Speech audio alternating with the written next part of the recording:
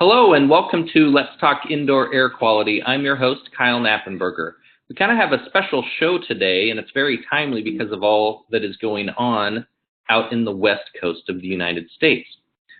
We're going to actually have today's topic really focus in on wildfires. We've got wildfires raging all over the west, California, Oregon, Washington, just about everywhere, and there is a lot of chemicals and pollution coming from these events. And today we have a very special guest who's been on our program before, Debra, Lynn, who is a toxic-free product expert. Debra, welcome to the show. Hi, Kyle. Thanks for having me on. Oh, absolutely. You're actually kind of right in the middle of this. You're currently safe, and my understanding is the fires are getting close to you, but you're okay right now. But last summer, when these fires, when the fires from last summer were going on, they were right up against your back door, weren't they? Well, almost. I mean, we couldn't see flames, but we were like within 5 miles of people being evacuated. And so we were doing things like continuously spraying our house with water and things like that, because just a shift of the wind and our house could have burned and we'd be out. And so we were really in the zone of where we were getting a lot of smoke. And the biggest problem for us was that even though we weren't in the fire, we had smoke right out our windows. We couldn't leave our windows open. There was a night where I actually had to evacuate because I couldn't be, there was so much smoke. So it wasn't because of fire, but because of smoke that I had to evacuate. And I'd like to talk a little bit more about that because last year I did have an air filter, but I didn't have one of your air filters. And I have one now. I have the EnviroKlenz mobile unit because it makes such a difference to be prepared. I remember waking up in the middle of the night last year and I couldn't breathe. And smoke, even though we had all the windows closed, enough smoke was coming in that I could barely breathe. And I had to just throw clothes on and run to the car. And we drove to the beach, which is about 5 miles away, Pacific Ocean. And fortunately that night, it was fine. But by the next morning, we actually stayed there. But by the next morning, the smoke had reached the beach. So we couldn't even go to the beach. We were trying to figure out what direction are we going to go. If we go north or south, it's like we're trying to outrun this smoke. And that was the case for a lot of people in the San Francisco Bay Area last year. It hasn't been this bad this year yet, but the Carr fire in Mendocino County is like one of the biggest fires we've ever had. So we really don't know. Well, as you know, I mean, the smoke particulates, our company, we're getting just all sorts of calls on this because it's everywhere. And actually, the smoke particulates have even made their way to where I am in Kansas. They've really got. I heard on the news that they were in Ireland. Yeah, they get high up into the air. They follow the jet stream, and then they've circled back down here into the Midwest. And that's particulates, but the smoke is more than just particulates. There's a lot of different chemicals and chemistry involved in wildfire smoke. There's, the corrosive gases, there's the small particulate matter, you've got hydrocarbons, fats, oils, resins and waxes. Really, the chemistry is pretty broad for all the different things that are coming from these things. And, a lot of times people think of, burning forests down, but there's a lot of man-made items that are being destroyed and wiped out with these fires as well. And that's, putting a lot more different, a lot of variety of chemistry into the air that actually, burning houses are much more toxic than burning forest fires because of all those synthetic materials. And there's been a lot of studies done about what happens when household goods burn. And I've seen some really interesting videos comparing how things used to be with the old materials before we started having everything be plastic versus the materials that are in homes now and how fast they catch on fire. And the emissions that come out of those burning plastics are really terrible. Plastics, synthetics, I mean, mattresses, PVC pipe, there's just a whole host of terrible chemicals that as those things burn, they're released or generated as the byproduct of that mechanism. The other day, and this has only happened once so far this year, but I drove to Santa Rosa, which is about not even 10 miles from where I live, and I went to a doctor appointment, and by the time I came out of the doctor appointment, there was all this smoke. It happened that fast. It went from a clear day to smoke right in front of me, and I could smell it, and the wind was blowing. And as I was trying to walk to my car, like particles, not just little tiny particles, large particles of like soot and not burning things, but things that had been burning, they were just like hitting my body. And this is from a fire that's, miles away. Mm-hmm. And all of these things are from burning houses. It smelled like tar smoke, and which is very different from the way it smells if it's a forest fire smell. And so when you get these fires that are burning down these neighborhoods and burning, commercial buildings, industrial buildings, who knows what's in that smoke? Mm-hmm. Mm-hmm. What are the local authorities? What did they say last year? What are they telling the people near you? What are their recommendations, and what are they suggesting to homeowners right now?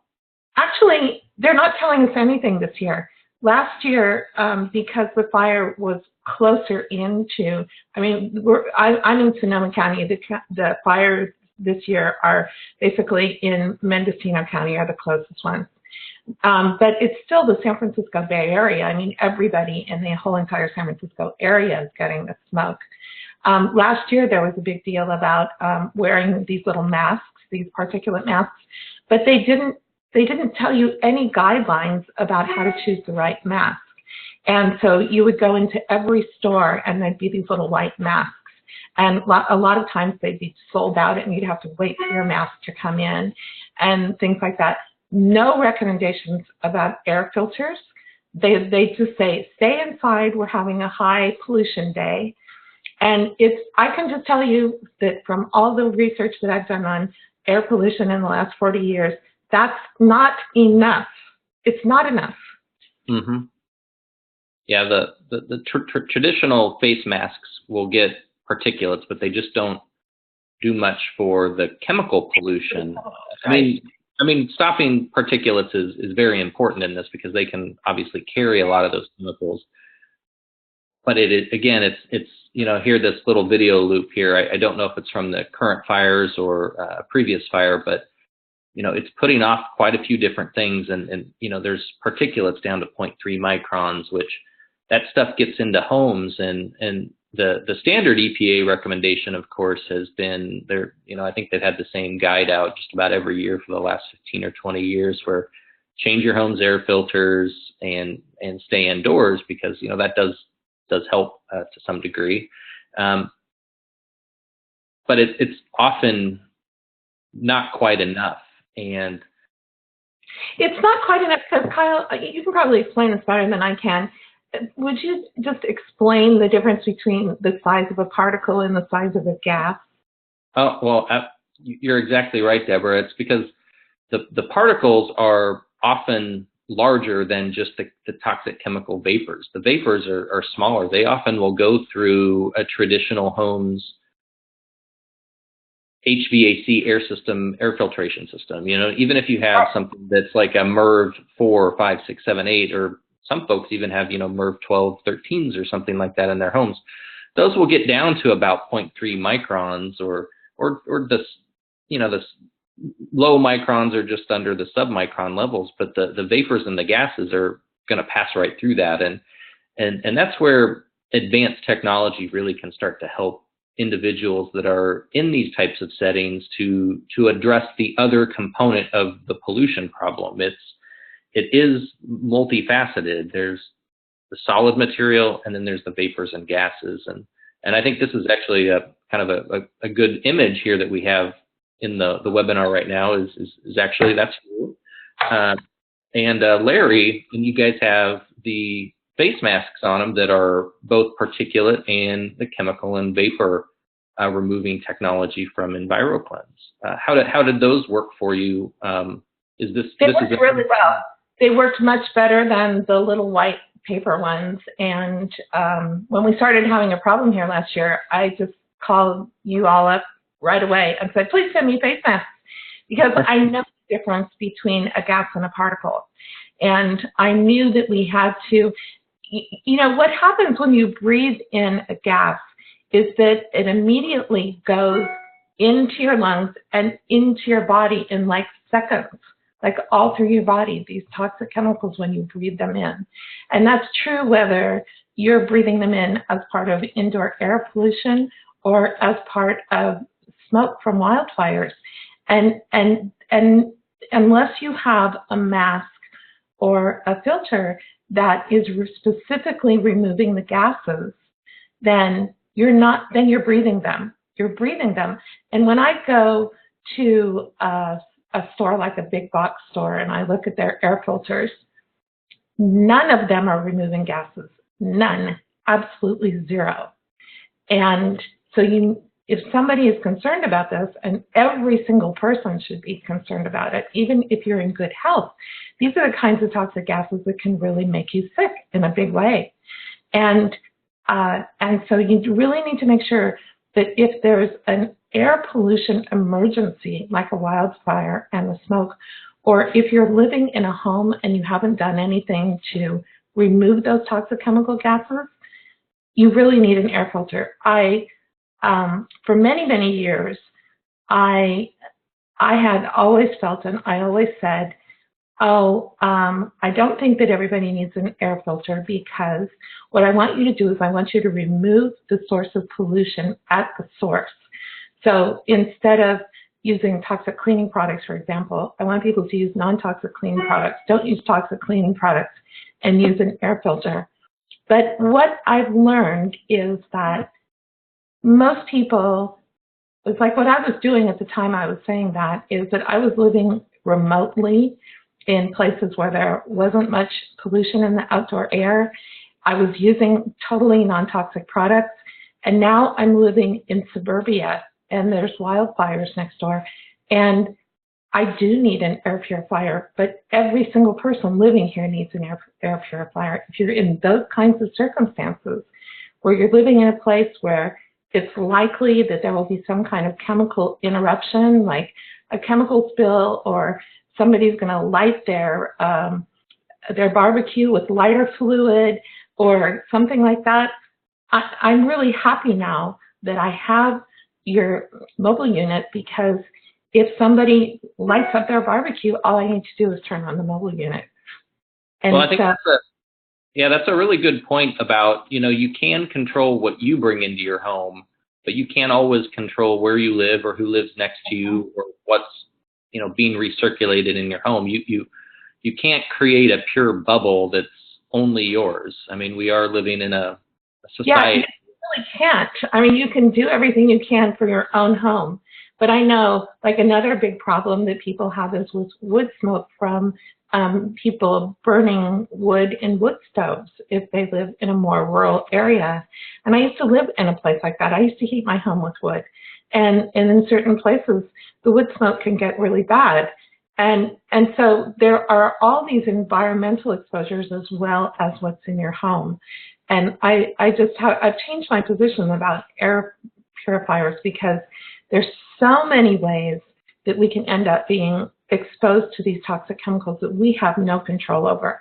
And if you have an air purifier, especially if you have one that is really super duper heavy duty, takes out everything kind of air purifier, you can then go put yourself in your own house or your own room. There's an air filter there and you're protected. I really didn't know how much peace of mind I would have until my air filter arrived. And I breathed a sigh of relief and I said, okay, it can burn all at once. I'll still be able to breathe. I think people don't really realize that. I had to look this up, but it only takes like 6 seconds. it's like you can go so long without food and so long without water. You can only go like 6 seconds without breathing. Yeah, you need to have good air quality, and Yeah. and when you're in an area and you just can't control every aspect of it, whether that's particulates or the chemicals, you having something that can do that, and like for those of you watching the webinar version, we just had the EnviroKlenz Mobile Air System on screen, and that particular unit addresses the two major things that you need to look at when you're dealing with air quality: the volatile organic chemicals or other chemicals and pollutants. VOCs, of course, is a broad category, but it's still focused in on some of those. And then the particulates. And this particular EnviroKlenz Mobile Air System is good at both. And that's what kind of separates it from a lot of the traditional fans or HEPA-like devices out there, or desktop air purifiers, is they all focus in on the particulates, and they tend to neglect the chemistry involved. And the human body is pretty good at getting a lot of particulates out. It may not be a pleasant way to do it, but as the particulates start to get smaller and smaller, and you need the HEPA filter to get that, to prevent that from getting into your body. But along with those particulates, there's a lot of chemicals involved. And these two charts here show what, over the course of just 3 days of an EnviroKlenz air system in about a 20 by 20 area could do. It brought down the VOCs, brought down the particulates, kept them down, and that's how that works. And that really goes back to, I think, Debra, it really ties into what you were saying about when you were near the fires, you could, and your experience there is that it was impacting your lifestyle, your body. How have some of the other folks that you've talked with, how was the fires or their experience with good quality air purification helped them out? Well, I have one reader in particular. I've known her for a very long time, and she wrote to me and she told me that she has purchased every air filter there is practically over a course of like 20 years. And occasionally, she also lives in a non-toxic house. And she said that occasionally there will be some kind of chemical spill outside the house that comes in, or like now she's getting the smoke from this year's fires where she lives. She doesn't live anywhere near them, but she's getting the smoke. And she said that she starts turning on different ones, and then and they don't work. And finally, she turned on last year. This happened last year. She turned on your mobile unit, and it was the only filter that she had out of all the filters that she had purchased that actually removed enough of the pollutants that she could breathe and feel comfortable.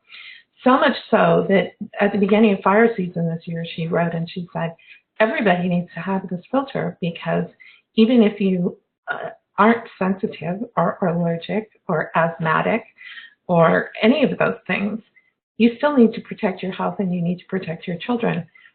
Because as I said before, it only takes seconds before your brain starts shutting down. But even if you can breathe and you're breathing all of these pollutants, they get into your body right away, makes it difficult to breathe, and it's a bit of an investment, but it costs so much less than losing your health. And it's just, I can't say enough about how well designed your unit is, because I've been looking at air filters for 40 years, and this is just in a class by itself. And it does, here's a person who gets very sick from smoke, and this is her filter of choice because she feels totally safe being in a room with this filter with the smoke right outside our window. Wow. Well, thank you for sharing that with us. And it really does, just show you what taking care of your environment can do to your daily lifestyle, and having a positive impact by making good choices for the products you bring into your home and the products that you're bringing into your home to address the things that you can't control. And And we've really been getting a lot of questions from listeners out west of late about our mobile air system, our EnviroKlenz product line, and then our HVAC air filters, because this problem with these wildfires this year, it just seems like it is impacting such a huge area. And if you have any questions, feel free to reach out to us at EnviroKlenz. We can be reached online at EnviroKlenz.com. That's EnviroKlenz.com. We can be reached over the phone at 239-330-9650, over email at custserv, CUSTSERV @Timilon, that's TIMILON.com. And we even have chat features on our website, and you're always welcome to reach out to us, see how potentially the EnviroKlenz line of products can help you out, especially if you're in these wildfire areas. And Debra, I really want to thank you for joining us today. You've been a wonderful product expert, come on our show before, and we really appreciate you with the timeliness of these wildfires, being able to share what you experienced, unfortunately, last summer, and what you hope doesn't escalate for you personally as the heat and the fires rage on this summer. Well, we'll see. I mean, last summer we didn't really have a problem till the end of September, and we're still in August. So now is the time to prepare. Fire season, there's still many weeks of it left, and we still have fires burning out of control. And I think it's only going to get worse before it gets better. So I just want, I grew up a Girl Scout. All through school, I was a Girl Scout through the whole entire Girl Scout program. And the Girl Scout motto is be prepared. And, it's always, I've lived in Florida for 15 years, and we have hurricanes in Florida. But it's just, you want to be prepared. And I think a lot of times unexpected catastrophes happen to people, and they seem like they're unexpected, but there's so much we can do to prepare so that either the emergency doesn't happen or we're ready for it. And this is one of those things in California, and even in other places, because the smoke is moving, as I said, all the way to Europe now. And I remember reading accounts of volcanoes where the dust and the smoke and everything from volcanoes just encircled the globe, and it was dark for weeks. And so these things in the air do move globally. And so it's not just about what's happening down the street or out your window or in your house. You could be getting toxic exposures from anywhere. Yeah. And that being the case, I do think every household needs an air purifier as a safety measure, just like we all have refrigerators. We should all have air purifiers. Well said. Well, again, Debra, thank you for joining us, and hopefully we don't have to keep talking to you about widespread disasters, but we'd be happy to have you on the show sometime, maybe talk about something a little more lighthearted. Well, thank you very much, Debra. Thank you.